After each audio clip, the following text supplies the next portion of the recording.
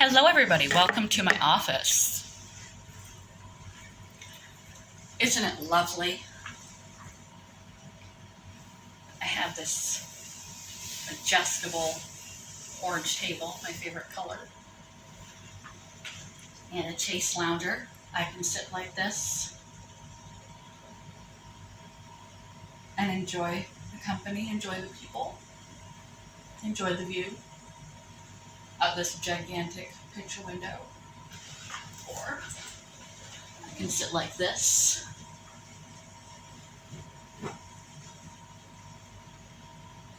and get comfortable.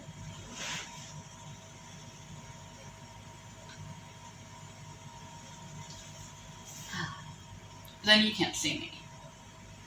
And this is not actually my office. I wish I had an office. I love, love, love this chair.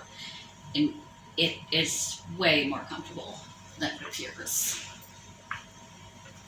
And I love the color because it's orange. It's my favorite. Anyway, we're still at the Holiday Inn. This is the hotel room, which is why the background is set up as it is, just to add to the ambiance. It's Christmas time. Ta-da! So quote of the day. The problem with excuses is that they're valid. This is absolutely true. Absolutely true. Excuses don't hold us back because there's no truth to them. There is truth to the excuses that we come up with not to do anything, that we are fearful, intimidated by, not to take opportunities that come our way, not to change, not to tackle bad habits, not to end toxic, abusive, or just plain toxic, manipulative, and damaging associations and relationships, not to try for that new job that we are qualified for but too nervous about, not to exercise, not to eat healthy, not to change our lifestyle and our habits and our mindsets, to stay negative, not to consciously try to reach happier, healthier lives, more fulfillment, not to change, not to chase, not to grow, not to adapt, not to adjust, not to leave damaging situations and people, that job that you hate going to is slowly killing you but you don't go because you fear the change. Things made out of fear, things made out of our natural disposition to reserve energy, biologically speaking. You're too tired, you're too sore, you're too busy to exercise. A million excuses for anything you could do. The multitude of tools I've talked about on the channel, and that you can find on other channels and other resources and books and therapy and therapy even. There's a million excuses against that. To do the things, the practices and the changes that you know, the things you already know in your heart would make your life better, if even just a little bit, and to do them with consistency, to make those adaptations, adjustments, and changes. There's automatic resistance. And all these excuses come flooding through our head of how and why we can't. And the problem with excuses is that they are valid. There's always a kernel of truth to the excuse. That's what gives them their power, is because there's some truth to it. But it depends on how much you want it, how desperate, hungry, and driven you are to make a change in your life. When you get really ill in your physical or mental health, when you feel trapped in your job or in your life, and you're desperate times lead to desperate measures. When you're truly backed into a corner in your addiction or your lifestyle, or pushed too far in an abusive and toxic relationship, when you have really reached your rock bottom, unfortunately it takes people usually reaching their rock bottom. It takes coming up against a crisis or a major life-changing, being forced out of your job, being taken to the brink of crisis and backed into a corner and reaching your rock bottom before you can surmount the obstacles of changing, adapting, even implementing simple things like eating slightly better, drinking more water, or journaling that are going to make your life better, because we're so habitual. We need to be shoved off the cliff to make that happen. You don't have to wait for a major crisis or obstacle or for your rock bottom. You can make your rock bottom higher, right? The higher your rock bottom. I'm trying to make a video, you know that, right? What? I'm making a video. I thought you were making like talk to text things for your thing, and No. I'll tell you what. This might stay in here because you just, yeah. Oh, I'm sorry. I didn't realize you were making a video because we're on our way out of the hotel. Seems we're already 20 minutes late. So I'll tell you what. Well, I was already like 10 minutes into the video, so I was almost done. I was just trying to finish it. You want me to carry your stuff down, and I'll just meet you down there when you're done? We could do that. Yeah. If you don't mind carrying all that crap. I don't know if I can carry it all, but I will get. Leave me the bag. Okay. I'm sorry, babe. That's okay.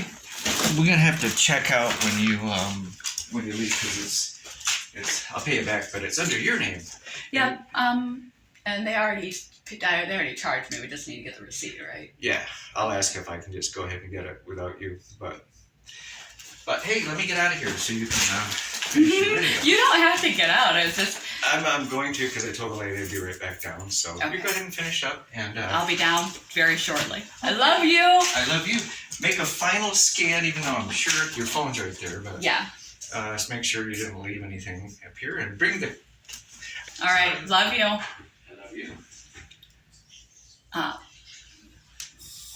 So you don't have to wait till there's a crisis or an issue in your life that's devastating before you decide to overcome your obstacles, start making changes. It's actually much better to just make the decision and begin implementing the changes slowly and gradually every single day, rather than waiting until you are forced to. Although due to our human condition, we often don't until we're forced by crisis or hitting our rock bottom. But you can raise that level of that rock bottom by starting sooner, catching the fact that you are in an unhealthy situation and making a change, either changing your perspective. If you can't leave that job yet that is killing you, due to whatever circumstances are surrounding that situation, try to change your focus and see the value in that job. Maybe it's giving you your only modality of physical fitness through the day. Maybe it's a hard labor job and you can focus on that it's exercise. Try to glean whatever value you can get out of the situation. And obstacles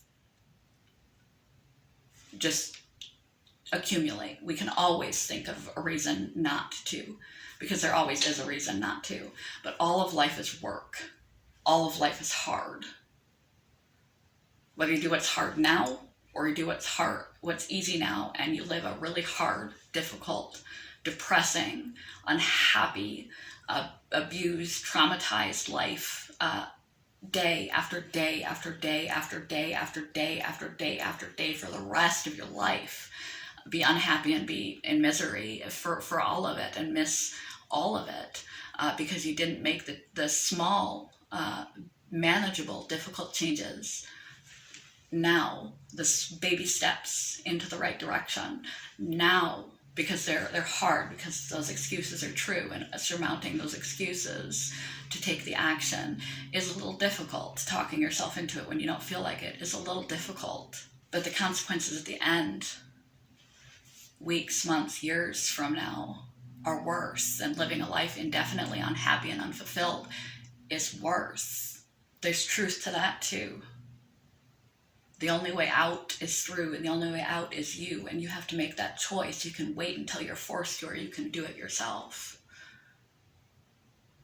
If you can't change your situation, you can change the way you think about it. And I would have made more of a concise video, but clearly, as you saw, we're still in the hotel. We are checking out right now, and that is an obstacle to my daily posting, but I made a commitment, and I'm follow through with my commitments. They are promises to you and promises to myself that I keep, because it keeps integrity, and it's a healthful practice. And there are a million excuses why I shouldn't have done it this morning. Did it anyway, as you saw and heard. And I love that man, as goofy as he is, because I'm goofy too. But do it now, while it's small and manageable.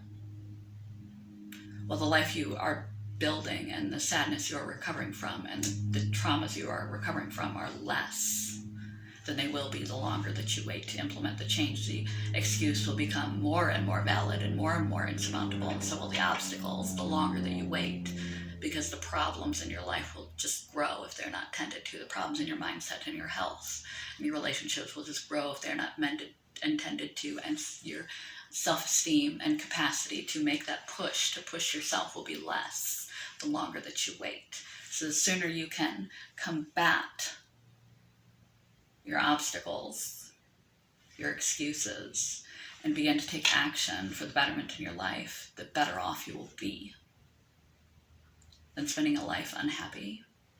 It's no place to be. Good morning, goodbye. Love you guys. Really gotta go. Like, really gotta go. Peace, love, joy, all that good stuff. Bye, YouTube.